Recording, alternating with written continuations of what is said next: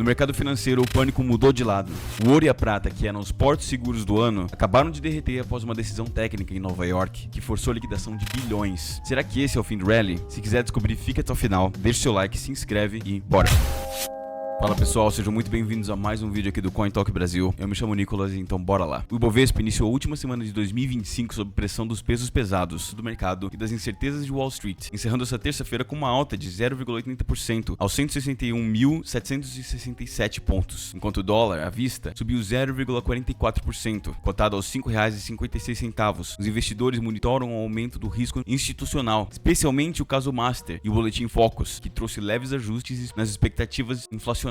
No setor de commodities, o petróleo saltou mais de 2% diante das tensões dos Estados Unidos e Venezuela e das negociações de paz na Ucrânia, o que impulsionou as petroleiras como Brava Energia, que liderou as altas do dia, subindo em 5%. Já do outro lado, a Cogna registrou queda de mais de 3%, mas ainda terminou o ano com maior valorização do índice. O presidente dos Estados Unidos, Donald Trump, confirmou que as forças americanas realizaram o primeiro ataque terrestre contra o território da Venezuela. A operação, que ocorreu na semana passada ao longo da costa venezuelana, teve como alvo uma grande instalação logística utilizada pelo narcotráfico. Segundo Trump, o local, que incluía uma área de cais para o carregamento de barcos com drogas, foi completamente destruído por uma grande explosão. Esse movimento representa uma escalada significativa na pressão militar contra o governo de Nicolás Maduro. Até então, as ações americanas se limitavam a interceptações em mar aberto e apreensão de petroleiros. Mesmo que Trump não tenha especificado se a ação ela foi conduzida pelas Forças Armadas ou pela CIA, o ataque ele sinaliza uma nova fase de estratégia de Washington na região, ocorrendo poucos meses após os Estados Unidos oferecerem uma recompensa milionária pela captura de Maduro. As tensões no Pacífico atingiram um novo patamar nesta terça-feira, 30 de dezembro, com o segundo dia de grandes exercícios militares da China em torno de Taiwan. As autoridades de Taipei confirmaram o disparo de 7 foguetes contra zonas de treinamento próximos à ilha, o que levou ao cancelamento de dezenas de voos e ao reforço de controle de tráfego aéreo. Batizados de Missão Justiça 2025, essa é a maior manobra chinesa na região desde os últimos 8 meses, envolvendo o uso de munição real por tropas do exército, marinha e força aérea. Vídeos divulgados por Pequim mostram lançadores de foguetes de longo alcance e caças decolando para simular um cerco total à ilha. A operação ocorreu apenas 11 dias após os Estados Unidos aprovarem um pacote recorde de venda de armas para Taiwan, no valor total de 11 bilhões de dólares, que Pequim classificou como uma interferência perigosa. Enquanto o presidente de Taiwan condena vigorosamente os disparos, o Japão já sinalizou que poderia dar uma resposta militar caso os chineses decidissem avançar, elevando o risco de um conflito de grandes proporções na região.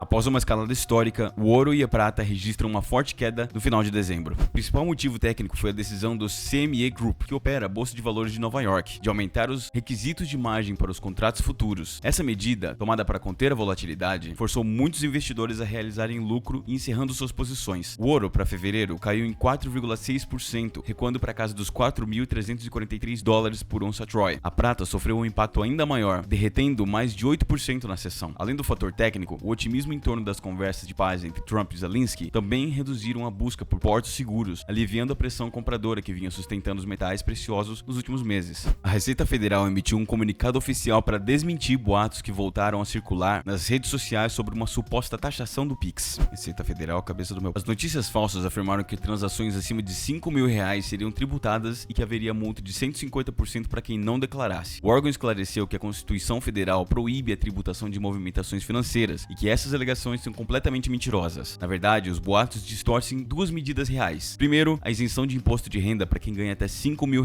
que passa a valer em janeiro. E segundo, a norma que exige que fintechs monitorem transações suspeitas acima de R$5 mil para combater o crime e a lavagem de dinheiro. Portanto, não há um novo imposto sobre Pix. O que existe é um maior rigor na fiscalização contra ilícitos financeiros. A Cosan, CSAN3, anunciou o pagamento de R$150.840.000 em juros para detentores de suas debêntures da 10ª emissão. O crédito foi realizado nesta segunda-feira, dia 29 de dezembro de 2025. Os valores por unidade foram definidos em aproximadamente R$ 78,53 para a primeira série e R$ 81,24 para a segunda série. Apesar da distribuição, a empresa enfrenta um cenário desafiador. Recentemente, a agência de risco como SIP e Fitch revisaram a perspectiva da Cosan para negativa, citando a elevada alavancagem financeira da companhia e a necessidade de desinvestimentos para reduzir a pressão sobre seu balanço. Bora lá então para o Bitcoin. Apesar do sentimento de cautela dominar determinado pelo final de 2025, a Cantor Fitzgerald divulgou um relatório com uma visão otimista para o setor de cripto em 2026. A corretora acredita que, embora o inverno cripto possa assustar os investidores de varejo no curto prazo, o cenário para o crescimento institucional é mais forte do que nunca. Segundo a análise, o próximo ano será marcado por uma migração definitiva para soluções on-chain, pela consolidação de infraestrutura que facilitam a entrada de grandes fundos e de pensões gestoras globais no ecossistema. A Cantor também destaca a clareza regulatória em mercados chaves, que será o grande catalisador para essa nova fase da adoção. Além disso, os analistas preveem uma utilidade real das redes, como a tokenização de ativos no mundo real e sistema de pagamentos mais eficientes, que começará a sobressair essa especulação de preço que a gente vive hoje. Mesmo com o Bitcoin operando abaixo dos níveis técnicos importantes, como $101.000, a Cantor vê esse período de ajuste como uma limpeza necessária para que o mercado ele amadureça e receba fluxos de capital muito mais estáveis e duradouros ao longo de 2026. Agora, um movimento que está sacudindo o mercado de câmbio é o pessimismo extremo dos hedge funds em relação ao iene japonês. Dados recentes eles mostram que fundos alavancados acumularam cerca de 85 mil contratos em posições vendidas líquidas na semana de 14 de dezembro, o segundo maior nível desde julho de 2024. Esse posicionamento agressivo reflete um enorme diferencial de juros entre Estados Unidos e Japão, que já gira em torno dos 3 pontos percentuais. Mesmo com as altas de juros do Banco do Japão, as taxas reais no país continuam profundamente negativas, já que a inflação ainda supera os juros oficiais, desencorajando investidores de manterem ativos dominados em iene. O cenário atual lembra muito o que vimos no ano passado, quando o par dólar-ien rompeu a barreira dos 160, forçando uma intervenção direta do Ministério das Finanças japonês para defender a sua moeda nacional. Com o iene novamente sob forte pressão e os grandes fundos apostando contra, os riscos de uma nova intervenção governamental ou uma reversão abrupta por exaustão ainda estão no radar dos traders globais. Agora, ao olhar para um cenário macroeconômico atual, um indicador que exige atenção máxima é o início de construções de casas, ou housing starts. Historicamente, esse é um dos principais indicadores antecedentes da economia americana, capaz de antecipar grandes viradas no mercado de ações. Como a gente vê no gráfico, quedas acentuadas na construção de novas unidades costumam preceder recessões no período de alta volatilidade no S&P 500. Em 2025, o setor enfrentou um cenário desafiador de juros elevados e custo de insumos acelerados, o que gerou uma relação de confiança na intenção de investimento. Embora o S&P 500 tenha renovado máximas históricas recentemente, se aproximando da marca psicológica dos 7.000 pontos, o descompasso do setor imobiliário acende um sinal de alerta. Historicamente, se o housing starts não conseguir sustentar uma recuperação, o risco macroeconômico aumenta, sugerindo que o otimismo atual da bolsa pode encontrar uma base estrutural fragilizada nos próximos meses. Agora, um dado impressionante do mercado acionário global mostra que ninguém parece querer ações defensivas no momento. Atualmente, setores como saúde, serviços públicos e bens de consumo básico representam apenas 17% do valor de mercado mundial. Esse é o nível mais baixo desde o estouro das bolhas.com dos anos 2000. Desde o fim de 2022, essa participação caiu em 7 pontos percentuais, impulsionada quase inteiramente pelos ganhos extraordinários do setor de tecnologia dos Estados Unidos. Enquanto o S&P 500 caminha para fechar o ano próximo da marca histórica de 7.320 pontos, os setores tradicionais de proteção continuam a subperformar o mercado de forma material. Esse padrão de negligência com o que é seguro reflete um apetite por risco extremo, similar ao que vimos no fim da década de 90. Para o investidor, o alerta é claro: o mercado está extremamente concentrado em crescimento tecnológico, deixando as ações defensivas em patamares de preço e relevância que historicamente precedem grandes rotações de capital quando o ciclo econômico começa a dar sinais de cansaço. Então é isso, pessoal, espero que vocês tenham gostado. Muito obrigado se você assistiu até aqui. Não esquece de deixar o seu like, se inscreve para não perder mais conteúdos como esse e um feliz ano novo.